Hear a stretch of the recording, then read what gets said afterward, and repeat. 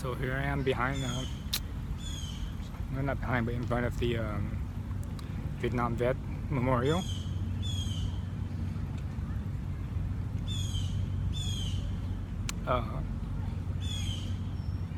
This is a very touching war. You know, for me personally, 'cause I was born in Vietnam. If it wasn't for the Vietnam War, you know, I wouldn't be here today. That's how my parents met. You know, my dad was drafted into the South Vietnamese Army on the day that, you know, the fall of Saigon. Basically, my dad was with his platoon. You know, they were on a Huey, taking off, you know, onto a carrier or whatever. Basically taking off. My dad, he couldn't leave. He's like, you know, I can't leave, and his platoon was telling him, you know, we gotta go, because, you know, the Viet Cong, if they catch you, you know, they're gonna kill you. So he's like, no, I can't go. You know, I have 2 kids and a wife that's pregnant, and that, you know, that was me.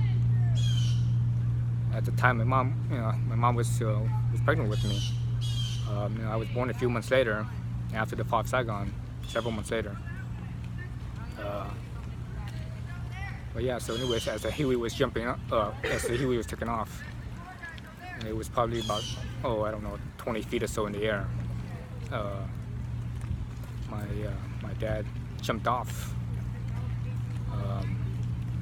You know, he took off his fatigues and basically limped home. You know, he's a pretty charismatic guy. So I think that's the reason why he basically, after the war, he was, you know, he was unscathed from that. Most other people weren't. You know, if you served in the South Vietnamese Army, you were basically sent to a re-education camp. You know, what they call, you know, what the communists call re-education camp. You know, that's basically torture camps. You know, that's, for example, that's what happened to one of my uncles, my aunt's husband. He was a school teacher. I think he taught high school, if I remember right. So far, all the noise, planes and people walking by and geese or something. Jesus, birds making a lot of noise. But anyways, my aunt's husband, he was a school teacher.